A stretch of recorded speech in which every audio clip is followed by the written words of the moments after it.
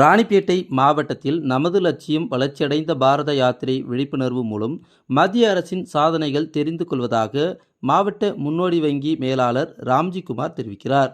நமது ராணிப்பேட்டை மாவட்ட விக்ஷித் பாரத் சங்கல்ப் யாத்ரா நடைபெற்று வருகிறது. இந்த பயணத்தின் முக்கிய அம்சமாக திட்ட வாகனம் ஒவ்வொரு கிராம பஞ்சாயத்தாக சென்று மத்திய அரசின் சாதனைகளையும் திட்டத்தின் பயன்பாடுகளையும் காணொலி மூலமாக எடுத்துரைக்கிறது. இந்த பயணத்தில் திட்ட விழிப்புணர்வு முகாமும் நடந்து வருகிறது. அந்த விழிப்புணர்வு முகாமில் வங்கியாளர்கள், வங்கி வணிக தொடர்பாளர்கள், அஞ்சல் அலுவலர்கள் மற்றும் பல்வேறு துறையினரும் கலந்து கொண்டு தங்கள் திட்டத்தின் பயன்பாடுகளையும் அதன் விழிப்புணர்வுகளையும் மக்களுக்கு ஏற்படுத்தி வருகின்றனர். முக்கிய ஒரு பகுதியாக பயனாளிகளும் கலந்து கொண்டு தாங்கள் திட்டத்தில் பெற்ற பயன்களையும் இந்த முகாமில் நமக்கு எடுத்து கூறியது நமக்கு மிகவும் மகிழ்ச்சி அளிக்கிறது. ட்ரோன் மூலமாக எவ்வாறு உரம் இடலாம் என்பதை சென்னை உர நிறுவன அதிகாரிகள் செயல் விளக்கம் செய்து காட்டினார். இது விவசாயிக்கு மிகவும் பயனுள்ளதாக இருக்கும் என்பதில் எந்த சந்தேகமும் இல்லை. அதேபோல் ராணிப்பேட்டை மாவட்டத்தில் எதிர்வரும் நாடாளுமன்ற பொதுத் தேர்தலில் வாக்காளர்கள் மின்னணு வாக்குப்பதிவு இயந்திரங்களில் வாக்குப்பதிவு குறித்து விழிப்புணர்வு ஏற்படுத்தப்பட்டு வருவதாக மாவட்ட ஆட்சியர் திருமதி வளர்மதி தெரிவிக்கிறார். வாக்காளர்கள் மின்னணு வாக்குப்பதிவு இயந்திரங்களில் வாக்களிப்பது குறித்து செயல்முறை விளக்கம் அளிப்பதற்காக அனைத்து கட்சியினர் முன்னிலையில் அரக்கோணம், ராணிப்பேட்டை, சோளிங்கர், ஆற்காடு ஆகிய சட்டப்பேரவை தொகுதிகளுக்கு உட்பட்ட அனைத்து வட்டாட்சியர் அலுவலகங்களுக்கும் 15/12/23 அன்று அனுப்பி வைக்கப்பட்டிருந்தது.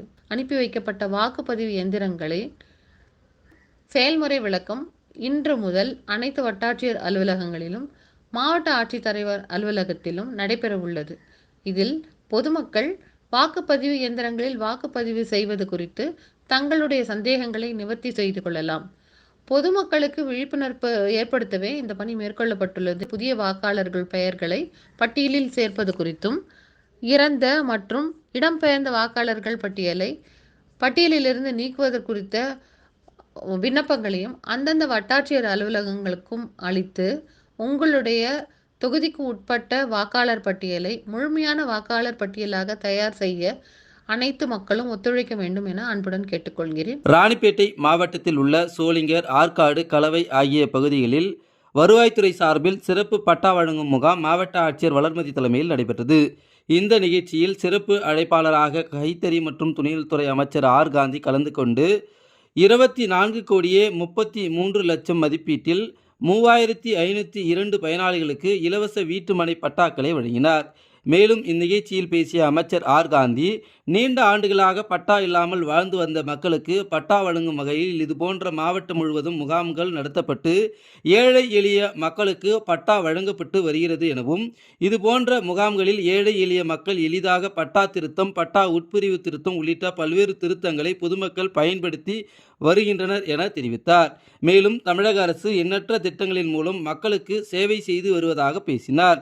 கிராம பகுதிகளில் வாழும் குழந்தைகள், பாலூட்டும் தாய்மார்களுக்கு ஊட்டச்சத்து விழிப்புணர்வு ஏற்படுத்தும் வகையில் சிறுதானிய திருவிழா நடத்தப்பட்டது குறித்து மாவட்ட மகளிர் திட்ட இயக்குனர் ரவிச்சந்திரன் கூறும்பொழுது, கிராமப்புறங்களில் வாழும் குழந்தைகள், வளரிளம் பருவத்தினர், கர்ப்பிணி பெண்கள், பாலூட்டும் தாய்மார்கள் மற்றும் முதியோர்கள் ஆகியோர் போதிய ஊட்டச்சத்து விழிப்புணர்வு இல்லாமல் பலவித நோய்களுக்கு ஆளாகின்றனர். குறிப்பாக இரத்த சோகையினால் பாதிக்கப்படுகின்றனர்.